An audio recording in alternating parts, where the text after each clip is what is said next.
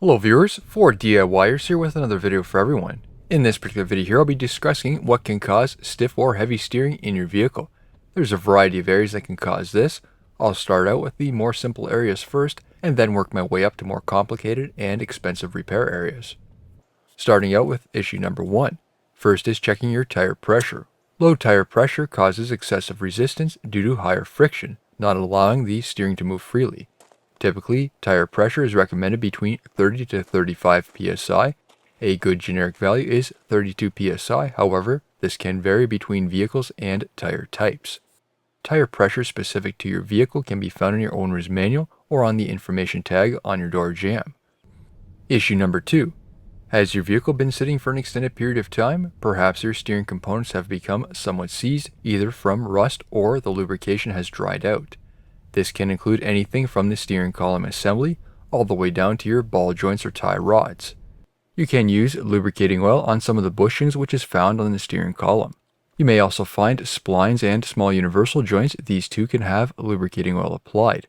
However, on some of the universal joints, they may have seals to keep out dirt, and this would prevent any oil from getting into the joint too.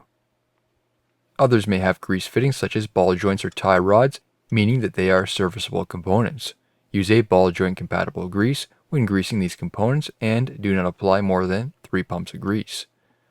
Pump the grease gun slowly and watch the boot slightly move. Then stop and move on to the next joint. Too much grease can break the seals on these boots, allowing the grease to escape and having foreign contaminants enter the joint, causing a premature failure. If you have no serviceable components, the stiffness may eventually disappear after some usage. On non-serviceable joints, a grease needle can be used, but it's not something I typically recommend as this can cause a premature failure. Once that boot has a puncture, this can grow due to the rubber deterioration. This will allow grease to escape and dirt to enter. Here's an example using an old control arm. The needle has a grease fitting type connection which snaps onto the grease gun. You may need to tighten the tip so the grease doesn't push out, then push the needle into the boot and pump the joint with grease. Moving on to issue number 3.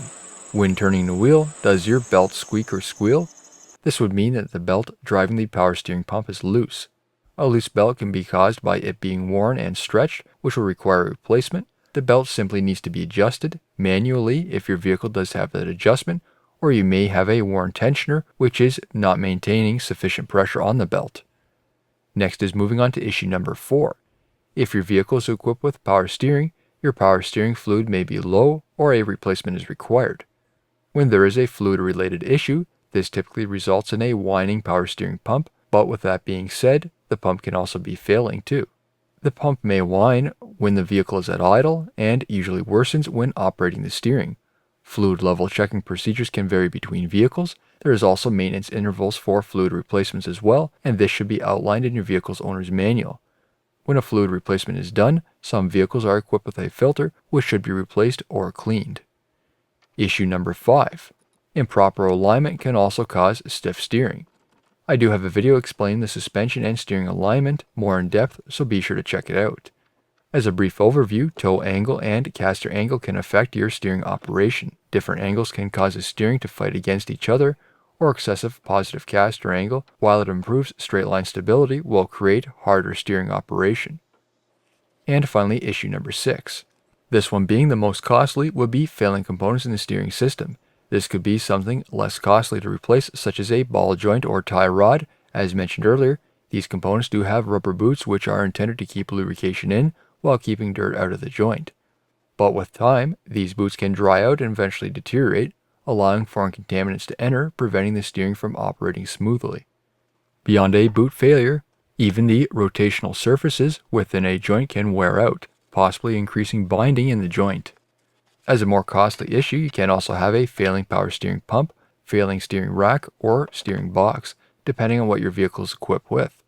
A failing pump will typically make a whining sound, however a steering rack or box can sometimes be a little harder to diagnose.